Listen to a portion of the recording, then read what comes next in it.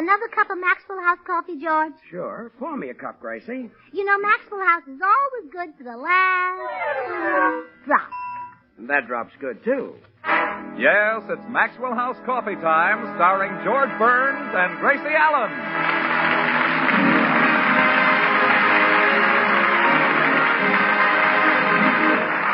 With yours truly, Toby Reed, Gail Gordon, Hans Conried, Frank Nelson, Meredith Wilson and the Maxwell House Orchestra, and Bill Goodwin.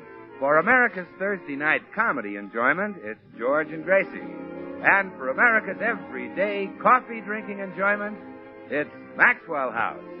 Always good to the last drop.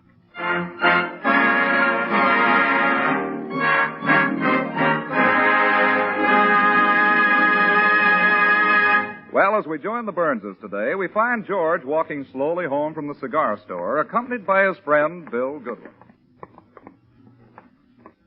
I guess I should explain why I'm walking so slowly, Bill. Oh, you don't have to explain, George. I see the leaves rustling. Well, what's that got to do with me walking slowly? Well, there's a little breeze and you're bucking it. No. That's not it. I'm in no hurry to get home because I know what's cooking. Say, there are 2 more shopping days until Easter, and Gracie's going to ask me for money to get a new outfit. Oh, well, then I'd better not come in with you, George. I hate to see a grown man cry. No, it's not the money. I don't care about that. It's the way she tries to get it.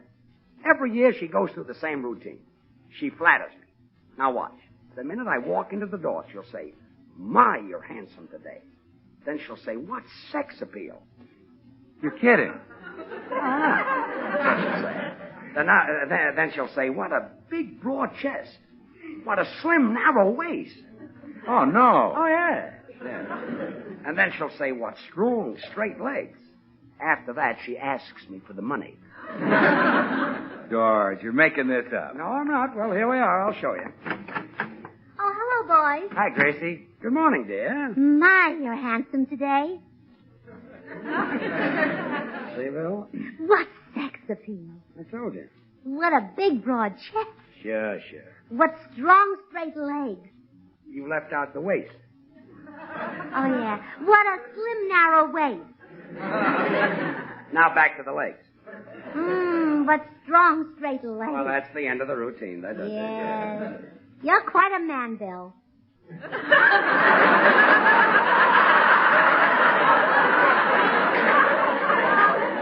I wish George had a figure like yours. Huh? What's wrong, dear? You look confused. I am confused. I thought you were saying I had sex appeal. Oh, well, you have, dear. Hasn't he, Bill? Sure.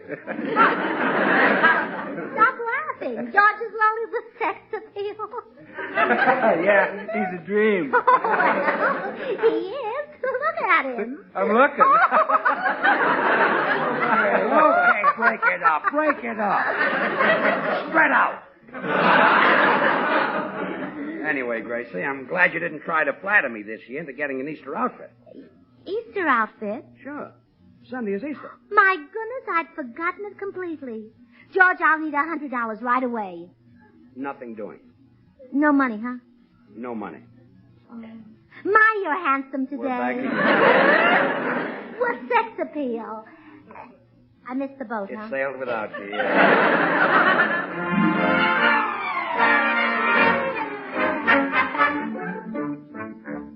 Excuse, please, Missy. Wang see you look very sad. You angry with Wang? Oh, no. You're a fine cooking houseboy, Wong. I'm angry with myself because I've been selfish. So? Yes. Every year I buy myself a nice new outfit so I'll attract attention in the Easter parade. But what does Mr. Burns get to wear in the Easter parade? Nothing. Then he attract more attention than you. No. I mean, he has to wear an old worn-out suit, and it isn't fair. Well, by golly, this year I'm going to get him a new suit, and I'll wear something old. I'll just wear that old dress I bought yesterday. Missy make a big sacrifice. Well, Mr. Burns is worth it. The way he works and slaves. Why, every week he has to stand in front of a microphone for a half hour holding that heavy script. Mr. Burns walk like a dog. Yeah, you bet. And he's so kind and unselfish. In the morning when our bedroom is icy cold, does he let me lie there and freeze? No. He lets me go down and fire that nice warm furnace. Mr. Burns very kind and generous, too. Never locks up cigars. Oh, do you take a cigar? Sure. One sneak down the basement and smoke them. Oh, well, you don't have to hide. George doesn't mind if you like his cigars. Oh, one don't like a cigar. Smoke them in basement to kill rats and mice. Oh, I'll answer the door, Wong. Oh, hello, Mr. Judson. Howdy, little lady. What's new? Well, Sunday is Easter, and I'm going to surprise George and buy him a new suit. Will you join him in the Easter parade? Well, now, I can't decide whether to spend Easter here in Hollywood or go home to Texas. Oh, spend it in the sunshine where the flowers are in bloom, and where you can parade with the world's handsomest men and the most beautiful women. You sold me. I'll go home to Texas. But I was described in California. Why, it's beautiful here. On a clear day in Los Angeles, you can see Catalina. Well, now, that's something I sure would like to see. Catalina? No, a clear day in Los Angeles.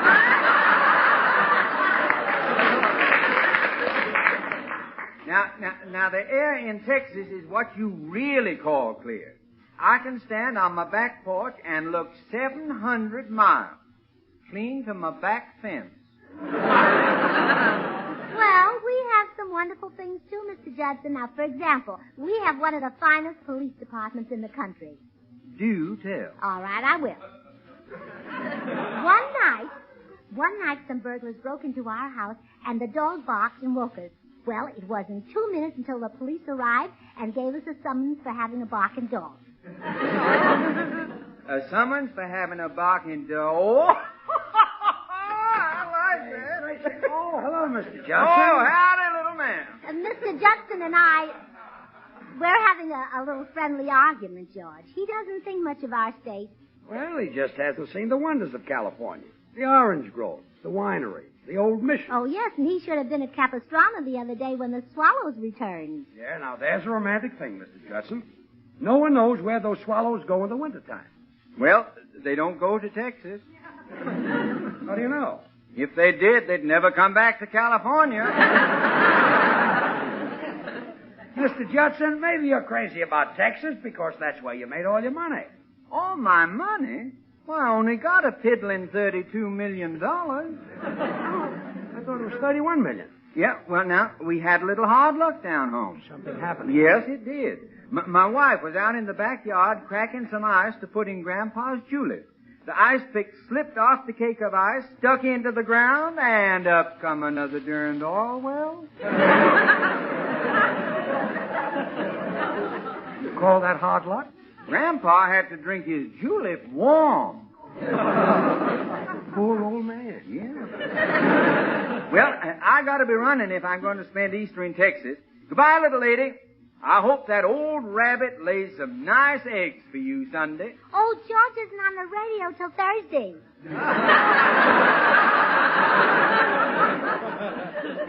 George isn't on the radio till Thursday.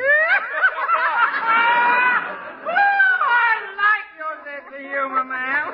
I'll be seeing you.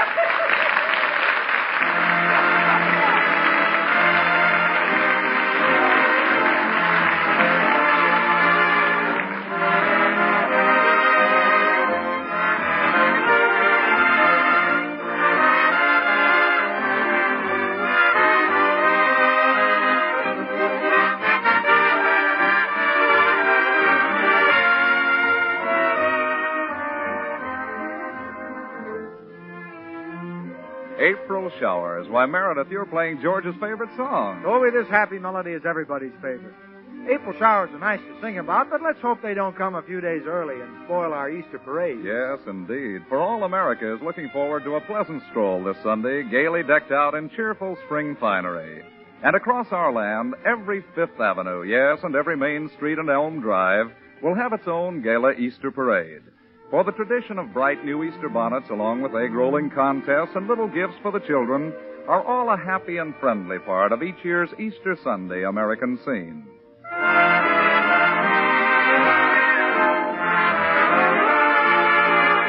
And when the grown-ups sit down to Easter morning breakfast, they give a warm welcome to a friendly cup of the favorite brand of coffee on the American scene, and that coffee is Maxwell House. Americans love coffee, good coffee, which stresses this fact about Maxwell House. Today, more Americans buy and enjoy Maxwell House coffee than any other brand at any price. What explains our country's overwhelming preference for one particular brand, for Maxwell House? Well, it's flavor. That famous good to the last drop Maxwell House flavor you can attribute to the expert blending of these premium coffees. Manizales for mellowness.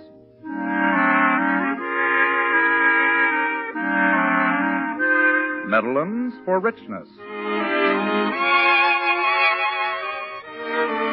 Other choice coffees for robust vigor. And Bucaramangas for fine, full body.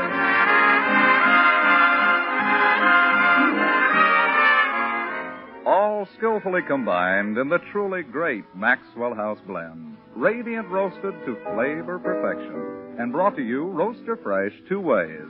Either in the familiar blue vacuum tin or in the handy new vacuum glass jar. At breakfast tomorrow, you'll drink coffee. Then why not enjoy America's favorite brand?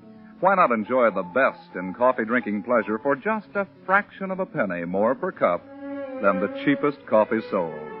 Tomorrow, ask for Maxwell House. Always good to the last drop.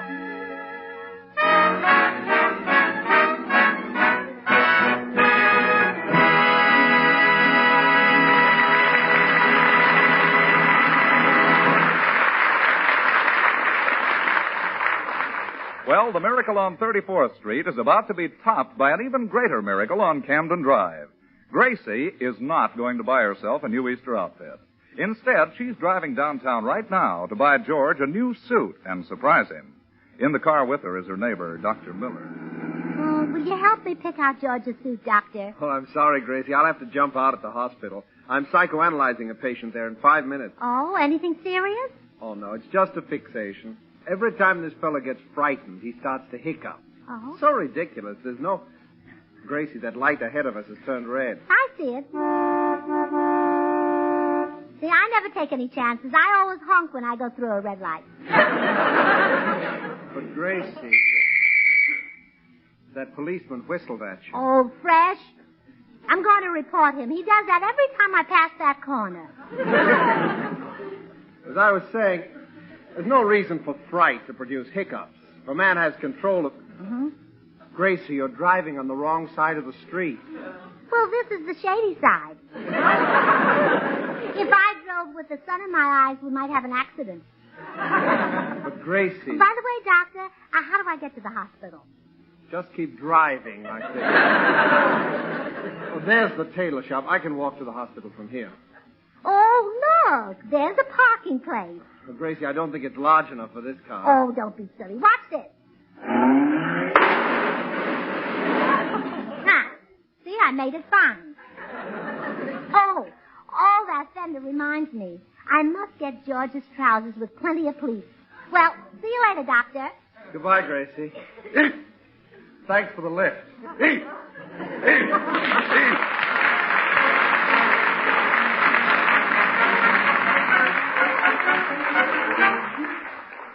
May I help you, madam? Oh, yes, I want to get my husband the very best suit you can make to wear in the Easter parade Sunday. I'm willing to go as high as $20. Well, the cheapest suit I make is $100. $100 just for a man's suit? Why, that's almost as much as I pay for a hat.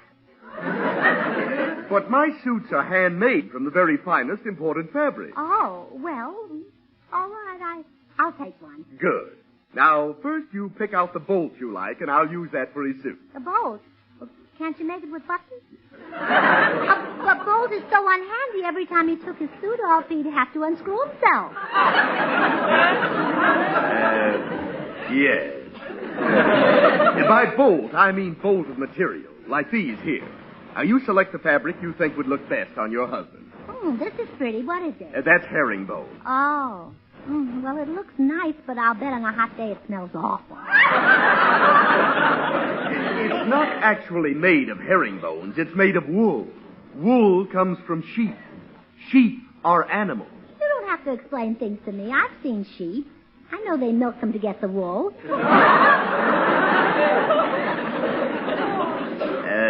Yes. Madam, perhaps you'd better send your husband in and let him pick out the material. Oh, no, I can't. This suit is going to be a surprise for him. Well, then how can I get his measurements? Oh, yeah, that is a problem. I know. You come home with me, but don't let him see you. Then I'll take your tape measure and go in and ask him to dance. And while we're dancing, I'll take the measurements and call them out to you. Well, it's a little unorthodox, but business is slow. I'll do it. Oh, good. Now, just one thing. When I give you his height, subtract 2 inches. He's taller when he dances. Why? He stands on my feet.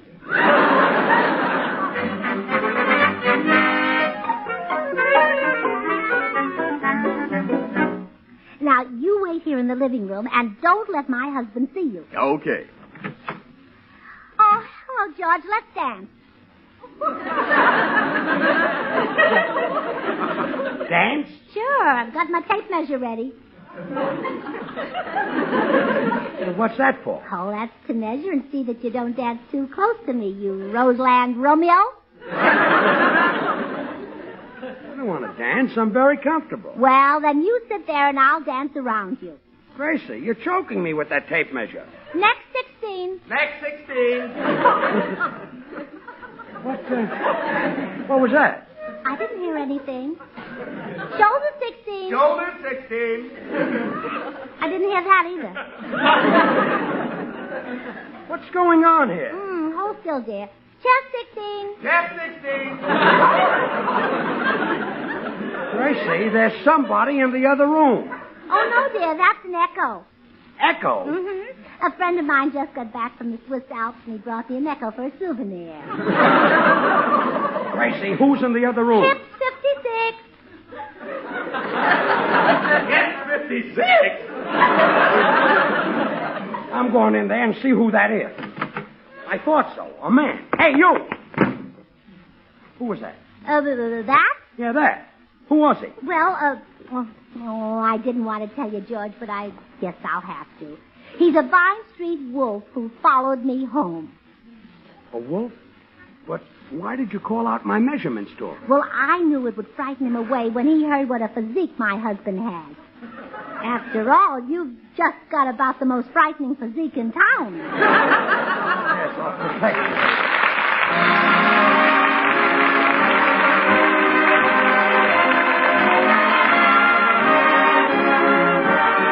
Here's Meredith Wilson and the orchestra.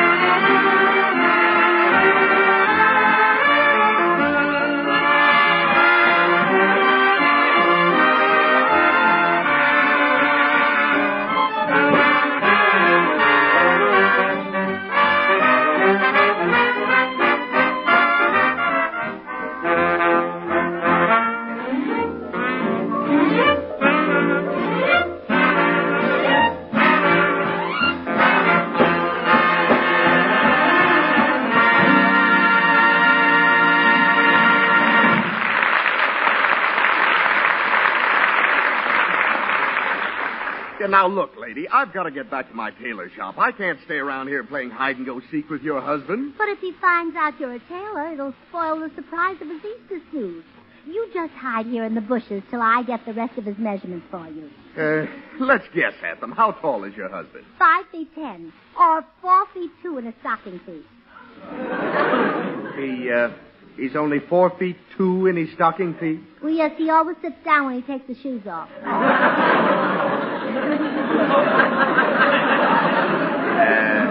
Yes. Well, that's close enough for the measurements. When can I get the $100 to pay for the suit? Well, I'll have to... Oh, shh. Here comes a friend of ours, Bill Goodwin. Hide quick. I'll see you later.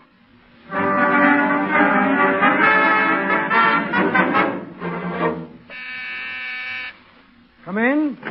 Hi, George. Hey, there's a guy hiding outside in the bushes. Friend of yours? That's the guy who followed Gracie. Huh? Hiding outside, is he? Well, he's going to get the beating of his life. Here, Bill, take my coat. Okay. You'll need it. It's cold out there. You want me to do it? Well, when I get in a fight, I always skin up my knuckles. You ought to learn to fall with your hands in your pockets. Go on, Bill. Beat him up. Well, why should I? Who is he? Well, he's a wolf who followed Gracie down here from Vine Street. Followed Gracie down Vine Street? But I'll break his neck. Attaboy. I'll tear him limb from Now limb. you're working. He's working my territory.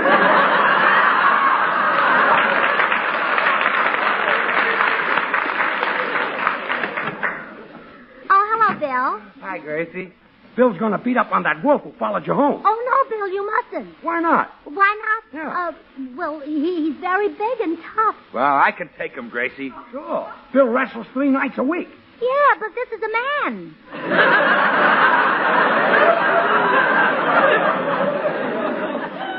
I got other holes.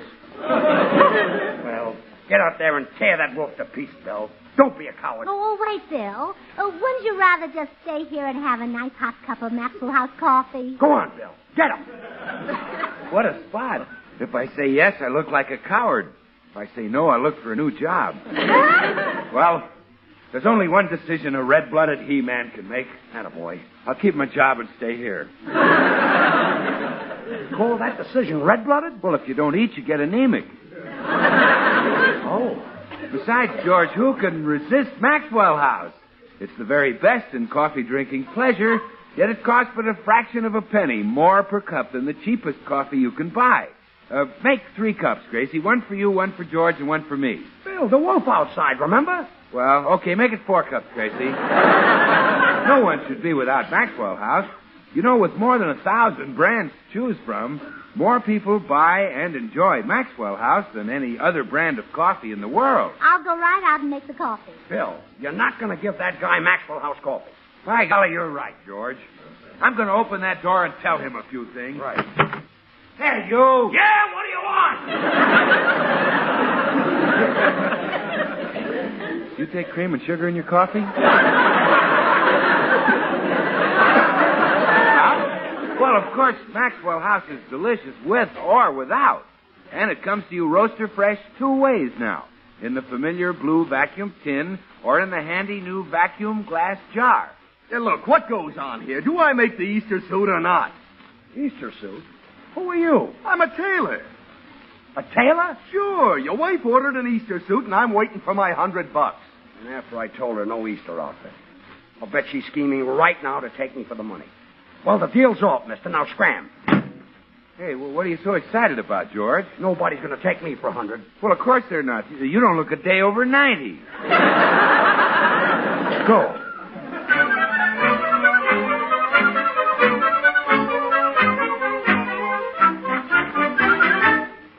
Oh, I hated to bother you, Meredith, but as I told you on the phone, I've absolutely got to get $100 from George. Did you think of any ideas? Yes, Gracie. I procured a pair of loaded dice from one of the members of my orchestra. Oh, which one? The leader. You're the leader. Not anymore. I have to let him lead now. He owns all the instruments. Oh, well, I don't want to cheat George out of his money with crooked dice. I'd rather cheat him out of it honestly. Well, why don't you tell him you need a tonsillectomy? Yeah, Yeah, I'll tell them they're having a sale on them at the May Company. Gracie, a tonsillectomy is an operation. That's just the thing, an operation. But, Meredith, we'll be subtle.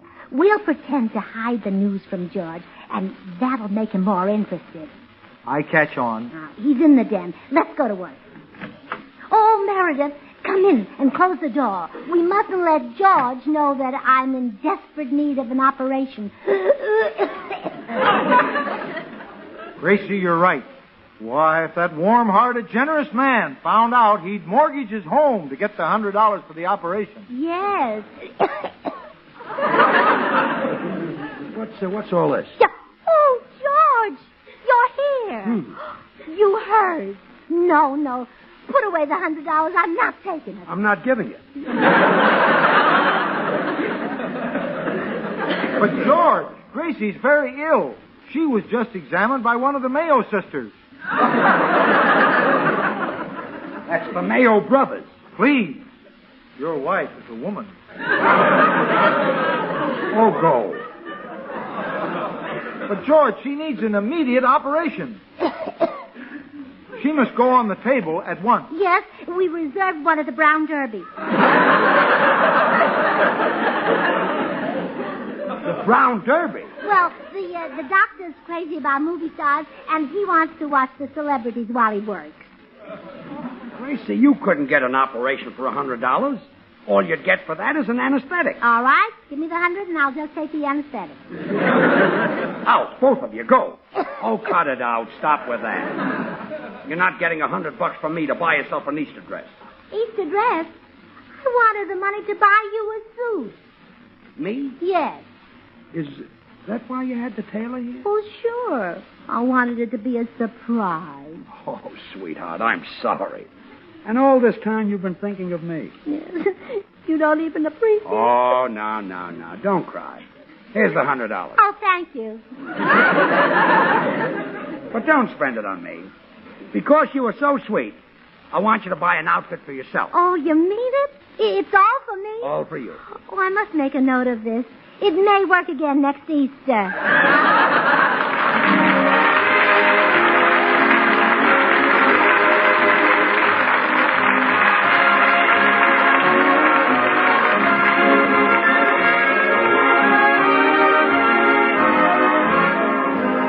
George and Gracie will return in just a moment. Join us again next Thursday when we'll all be back. George Burns, Gracie Allen, Bill Goodwin, Meredith Wilson, and the Maxwell House Orchestra, and yours truly, Toby Reed. And now, here are our stars. Well, thanks for letting me buy the new dress, George.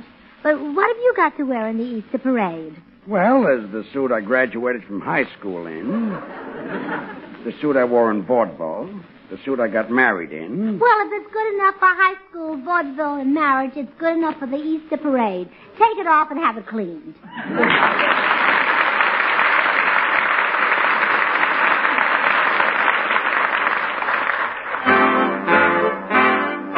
Good thing. The easy way. Do you like good things the easy way? Then get instant Maxwell House coffee. So good. So good. True coffee flavor and fragrance, because Instant Maxwell House is not a so-called coffee product. It's all pure Maxwell House coffee in instant form. And so easy.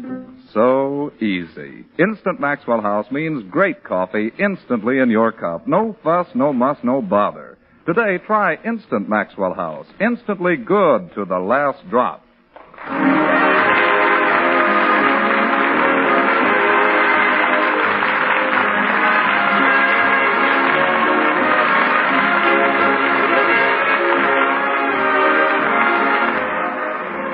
Until next Thursday, good night and good luck from the makers of Maxwell House Coffee. The George Burns and Gracie Allen Show is written by Keith Fowler and Paul Henning. And now, stay tuned in for Noah Webster Says, which follows immediately over most of these stations.